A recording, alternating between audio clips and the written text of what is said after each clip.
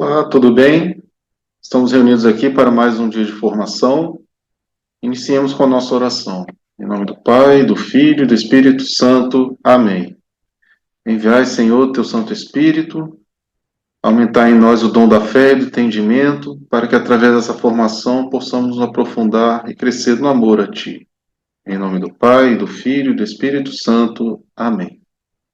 Bom, irmãos, o tema da formação de hoje é o que implica dizer que Jesus é o Cristo.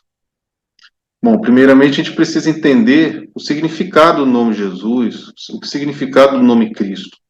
E a partir daí, então, nós desenvolveremos a nossa formação. O que implica, então, dizer que Jesus é o Cristo? Bom, o significado do nome Jesus é um nome hebraico, que significa Salvador, aquele que salva. A gente já sabe lá em Lucas, capítulo 1, versículo 31, quando o anjo Gabriel faz a anunciação a Maria, ele já dá esse nome próprio. Eis que conceberás e darás à luz um filho e lhe porás o nome de Jesus. Por que então esse nome Jesus? Porque Deus escolheu, como o anjo Gabriel anunciou a Maria, por que ele escolheu esse nome Jesus? Uma vez que só Deus pode perdoar os pecados, será ele quem, em Jesus, seu Filho eterno feito homem, salvará o seu povo dos seus pecados. Como está lá no item 430 do Catecismo da Igreja Católica. Então, o nome Jesus já traz consigo a sua missão, né? De salvar, ser salvador. E a palavra Cristo? A palavra Cristo é uma palavra grega que traduz o termo hebraico Messias, que quer dizer ungido, escolhido. Então, ele só vai se tornar nome próprio de Jesus porque ele cumpre perfeitamente a missão divina que tal nome significa. Então, se formos analisar esse nome Jesus Cristo, aquele que foi ungido, escolhido por Deus Pai, para salvar os homens de seus pecados. Lembrando, meus irmãos, que a salvação de Cristo custou o preço da sua própria vida divina e humana. Jesus Cristo, verdadeiro Deus e verdadeiro homem, como cremos através da igreja. Por quê? Era necessário um sacrifício de valor infinito para reparar a ofensa infinita que o pecado provoca contra a majestade de Deus e sua justiça. Nenhum sacrifício realizado desde o início era suficiente, tinha um valor infinito para pagar por esse pecado do nosso erro, né, nossa busca por viver nossas vidas sem Deus. Então precisava-se de um sacrifício perfeito, e Jesus Cristo, verdadeiro Deus, verdadeiro homem, cumpriu tudo isso. Então a gente precisa entender que desde lá do início, Deus vem preparando, né, na sua infinita misericórdia, sabedoria, ele vem preparando um plano de salvação, um plano de amor, para resgatar e salvar o ser humano. E como é que a gente vê essa preparação, esse plano de amor sendo desenvolvido? Bom, através das Sagradas Escrituras. A gente tem, em todo o Antigo Testamento, várias profecias, várias alusões a esse Jesus Cristo que viria, esse Salvador, esse ungido. Então, durante toda a caminhada daquele povo escolhido, desde Abraão, Deus vai através dos profetas, vai através daquelas pessoas que foram inspiradas pelo Espírito Santo, homens e mulheres inspirados pelo Espírito Santo, para ir escrevendo e já ir anunciando ao povo que viria um Salvador, que viria, e esse povo chamava esse Salvador de Messias, seria o escolhido, né, o ungido. E então todas as Sagradas Escrituras anunciavam o Messias com muitos detalhes, e é isso que a gente vai ver um pouquinho, dar alguns exemplos, para a gente perceber que muitas profecias foram realizadas completamente em Jesus Cristo. O próprio Jesus chamou atenção para isso. As Escrituras dão testemunho de mim, como está lá em João, capítulo 5, versículo 39.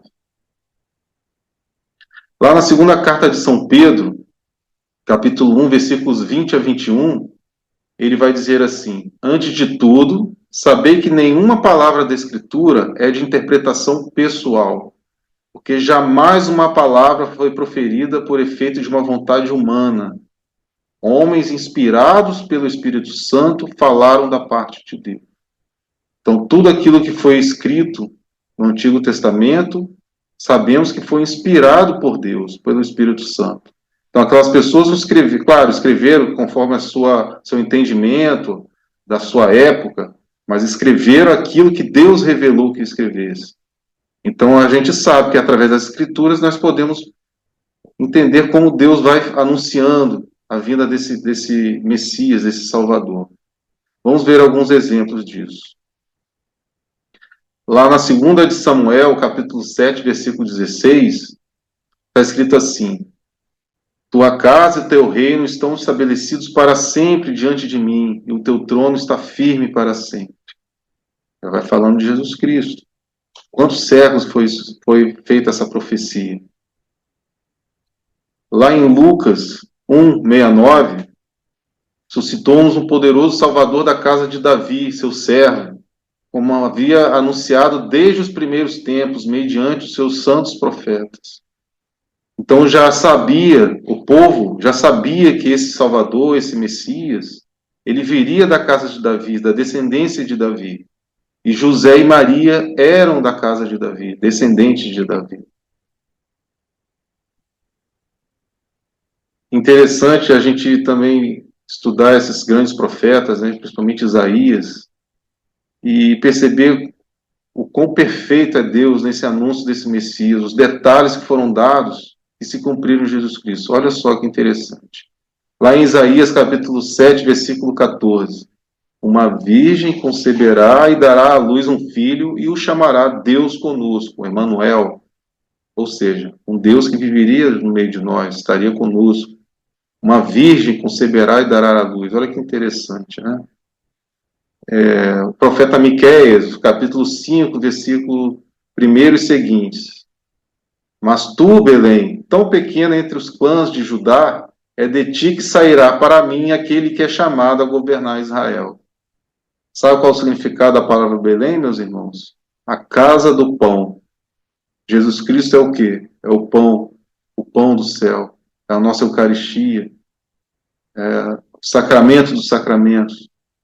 Então já vai sendo anunciado, olha que interessante, há séculos antes de acontecer, já se fala até que nasceria de uma virgem, que esse nascimento desse Salvador, desse ungido, escolhido por Deus para salvar o seu povo, nasceria na pequena cidade de Belém, que significa casa do pão. O Salmo 2, versículo 1, erguem-se juntos os reis da terra e os príncipes se unem para conspirar contra o Senhor e contra o seu Cristo. Sabemos que quando Cristo nasce, os reis magos vão procurar lá Herodes para saber onde eles deveriam ir encontrar o Salvador, o escolhido, o rei. E Herodes consulta lá os sábios das Escrituras e eles sabiam que nasceria em Belém. Então, a gente sabe também o que aconteceu. Herodes, com medo de perder o seu trono, achando que seria um rei político, o que ele fez naquela época? Mandou matar os primogênitos, as crianças até 5 anos de idade. Né? Quantas mortes de inocentes pela vinda de Cristo. Né? Lembrando os fariseus, os mestres da lei, como conspiravam para matar Jesus, calar a sua voz.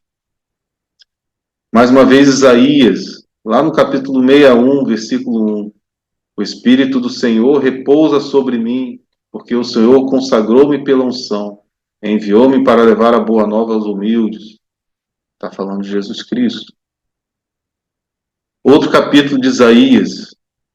Eis meu servo que eu amparo, meu eleito ao qual dou toda a minha afeição. Faço repousar sobre ele o meu espírito, para abrir os olhos aos cegos, para tirar dos cárceres os prisioneiros e da prisão aqueles que vivem nas trevas. Sabemos que Jesus Cristo veio, né? Abriu os olhos da nossa ignorância, veio nos tirar desse cárcere da morte, né? Consequência dos nossos pecados. Vivíamos nas trevas, não tínhamos como ter mais acesso a Deus. Foi este Jesus Cristo que veio libertar todos nós prisioneiros das trevas, né? Da morte. Olha que interessante, Zacarias, capítulo 9, versículo 9. Exulta de alegria, filha de Sião, solta gritos de júbilo, filha de Jerusalém. Eis que vem a ti o teu rei, justo e vitorioso, ele é simples e vem montado num jumento. Como na liturgia que ouvimos em Ramos, domingo de Ramos, Jesus Cristo entra sendo saudado como profeta, chamado de o profeta, o Messias, e como ele entra em Jerusalém, montado num jumento. Zacarias fez essa profecia, inspirado pelo Espírito Santo. Então a gente já está percebendo quantas passagens Deus vai revelando através da inspiração divina nas Sagradas Escrituras do Antigo Testamento, tudo que aconteceria em Jesus Cristo. Isaías 53 vai falar do homem das dores, já falando da paixão de Cristo, que ele sofreria por nós, por nossos pecados. Isso não se cumpriu em Cristo? Homem das dores, experimentado no sofrimento, tomou sobre si nossas enfermidades, carregou nossos sofrimentos, castigado por nossos crimes e esmagado por nossas iniquidades. O castigo que nos salva pesou sobre ele. Fomos curados graças às suas chagas. Foi maltratado e não abriu a boca, como um cordeiro que se conduz ao matadouro. Por um iníquo julgamento foi arrebatado. Quem pensou em defender a sua causa? Morto pelo pecado do seu povo. Foi-lhe dada a sepultura ao lado de facínoras. Ao morrer, achava-se entre malfeitores, se bem que não haja cometido injustiça alguma. Olha que interessante também, falando da paixão, né, o julgamento que fizeram com Jesus Cristo para condená-lo à morte. Quando foi crucificado entre dois ladrões. A gente conhece até bem a história do bom ladrão, que confessa que ele merecia morrer na cruz, mas que Jesus Cristo não era culpado, era um inocente. E Jesus Cristo, vendo essa fé desse bom ladrão, ainda diz: hoje mesmo estarás comigo no paraíso. Uma profecia de Isaías, meus amigos, séculos e séculos antes de Cristo. Temos mais profecias para a gente ver quantos detalhes Deus vai revelando nas Escrituras aquilo que se cumpriria em Jesus Cristo. Olharão para aquele que transpassaram. Lembra quando o soldado transpassa ao lado de Jesus Cristo com a sua lança e jorra água e sangue do seu lado? Zacarias foi o profeta disso que se cumpriu.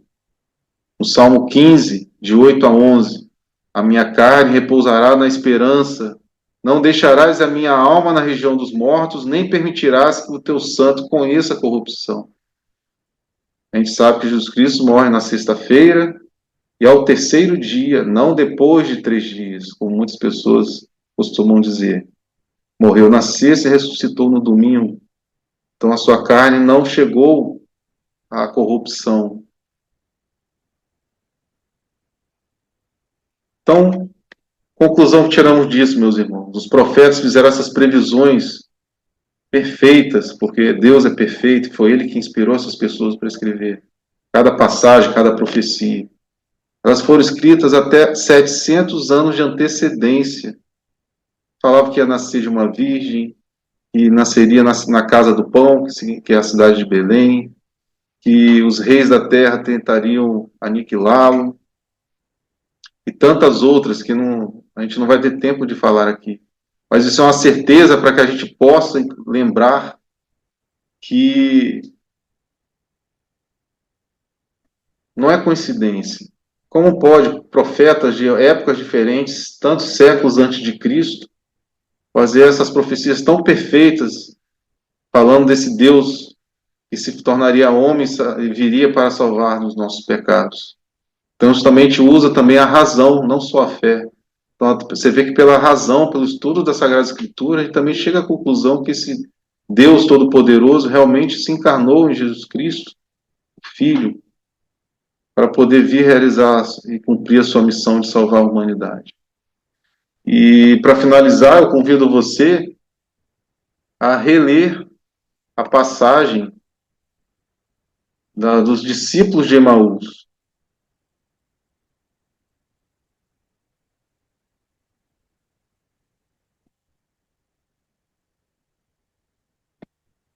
Está lá no capítulo 24 de São Lucas, no versículo de 13 a 35. Tudo isso que a gente está conversando aqui, o próprio Cristo nessa passagem dos discípulos de Emaús, confirma tudo isso que a gente está estudando aqui agora. E começando por Moisés, percorrendo todos os profetas, explicava-lhes o que dele se achava dito em todas as Escrituras. A gente sabe que quando Jesus foi crucificado em Jerusalém, os apóstolos fugiram, né, se esconderam com medo, não entendendo aquilo que estava acontecendo, os discípulos de Cristo também. E esses discípulos estavam voltando para Emaús um caminho tristes. Assim, ele era o Messias, se dizia o Salvador, nosso Rei, ele foi crucificado, o que será de nós? E eis que aparece uma pessoa que anda com eles no caminho e vai explicando tudo o que deveria ser cumprido naquele Cristo, naquele Jesus Cristo, aquele Nazareno. E ao final dessa passagem, eu sei que você vai ler depois com calma, olha que beleza. Ele sentiu o coração inflamado, com Jesus Cristo explicando tudo aquilo que deveria ser cumprido, em todas as Escrituras, tudo aquilo que falava sobre ele. E ao final do dia, quando eles sentam para tomar a refeição, ao partir do pão, eles o reconhecem como o próprio Jesus Cristo ressuscitado. Que lindo, né? E o que a gente aprende desses discípulos de Emaús, o desfecho dessa passagem, é que eles têm essa certeza que encontraram com Cristo ressuscitado, e o que eles fazem? Voltam para Jerusalém para avisar a todos aqueles que ficaram lá tristes também. Dá a eles aquela certeza que eles tiveram do Cristo ressuscitado, que venceu a morte, e que estava relatado em todas as Escrituras, tudo que se cumpriria nele. Então convido você a pegar também essa passagem de São Lucas, no capítulo 24 de São Lucas, e ler a passagem dos discípulos de Emaús, para que a gente possa terminar essa nossa reflexão confirmando realmente, também através da nossa razão, tudo aquilo que foi escrito por homens de séculos antes de Jesus vir, se cumpriram plenamente em Jesus Cristo. Amém? Então, fiquem com Deus e até a próxima.